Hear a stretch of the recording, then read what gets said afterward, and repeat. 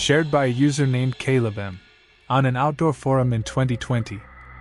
Caleb said he had been hiking the Appalachian Trail for years, and there was one thing every experienced hiker understands. You respect trail markers. Simple as that. Blazes on trees, rock cairns, those small stacks of stones, they're there to guide you. Keep you on the right path. Help you avoid getting lost. But there's also something else hikers learn over time. Sometimes, those markers don't look right. Caleb said the first time he saw it, he didn't think much of it. It was just a stack of stones. About 5 or 6 rocks, balanced carefully on top of each other at the edge of the trail. Perfectly normal. Except for one thing. It wasn't on the trail. It was just off to the side. Barely noticeable unless you were paying attention. He slowed down, glanced at it, and kept walking. Figured maybe another hiker had made it. About 10 minutes later, he saw another one. Same type of stack. Same number of stones. Also just off the trail. That's when it started to feel strange. Because cairns aren't random. They're placed with purpose. And these didn't seem to lead anywhere. Still, he ignored it. Until he saw the third one. This time, it was taller. And closer. Not off the trail anymore. Right on the edge. Like it had been moved slightly inward. Caleb said he stopped walking.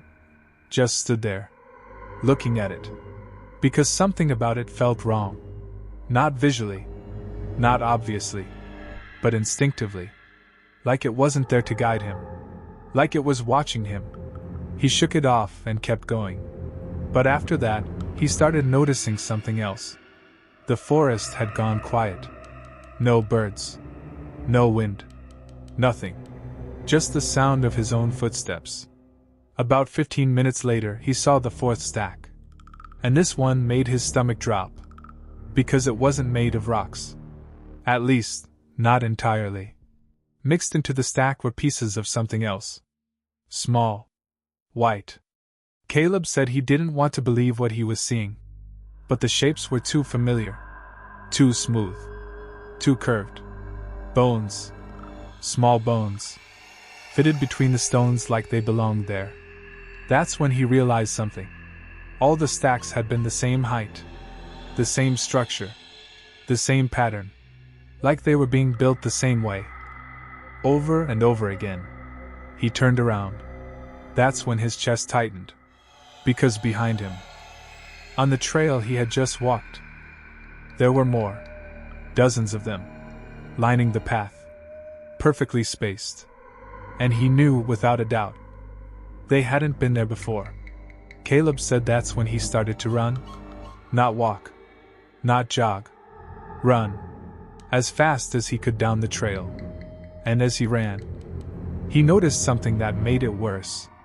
The stacks weren't staying still. Not in a way he could fully see. But every time he glanced back, they were closer to the center of the trail. Like they were closing in. Narrowing his path. Guiding him somewhere. Or keeping him from leaving. Then he heard it. A soft clicking sound. Behind him. Like stone, tapping against stone. Faster. Matching his pace. He didn't look back again. Didn't stop running until he reached a clearing with other hikers. Real people. Noise. Life. When he finally turned around, the trail behind him was empty. No stone stacks. No bones. Nothing. Caleb said he tried to explain it to other hikers. They brushed it off. Said maybe he got turned around. Maybe he imagined it.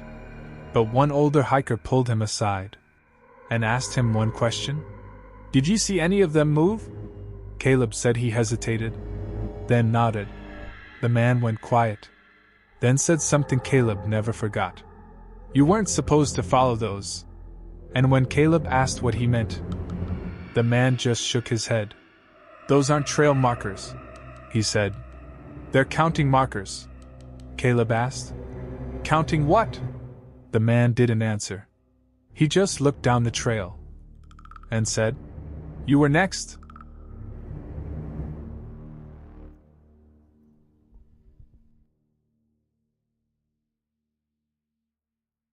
The ribbon on the tree. Shared by a user named Hannah_Lakes. On a hiking blog in 2022. Hannah said she had always trusted trail markings. Blazes. Signs. Ribbons tied to branches. They were meant to help. Guide you. Keep you safe. That's why she followed it. It started as a solo hike.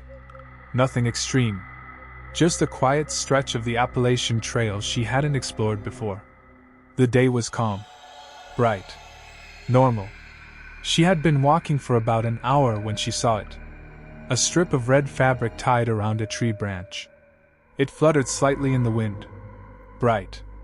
Easy to spot. At first, she thought it was just another trail marker. Or maybe something left behind by another hiker. But as she got closer, she noticed something. It wasn't tied like a normal ribbon. It was knotted.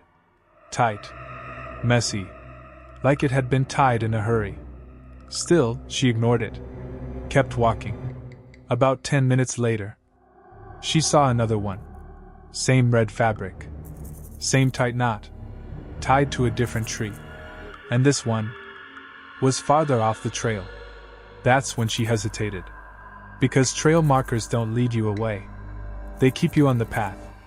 But something about it made her curious. So she stepped off the trail. Just a little. Walked toward the ribbon. And that's when she saw the third one. Deeper in the trees. Barely visible from where she stood.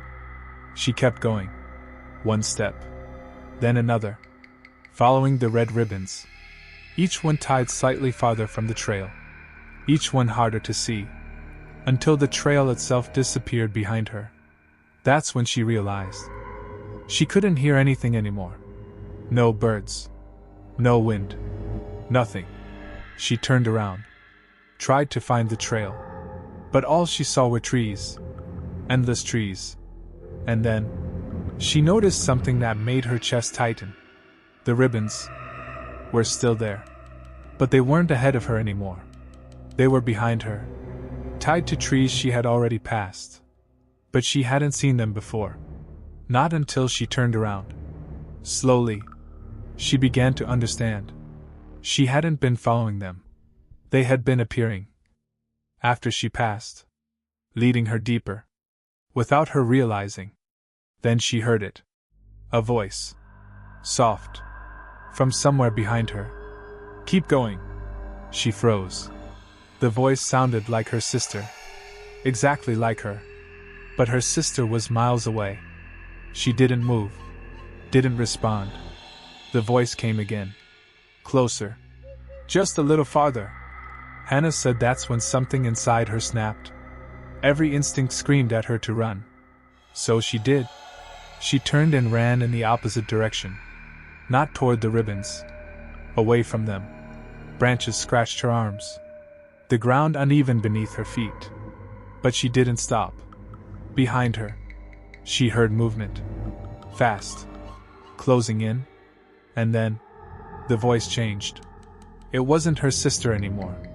It was something else. Something wrong. Don't leave. She ran harder.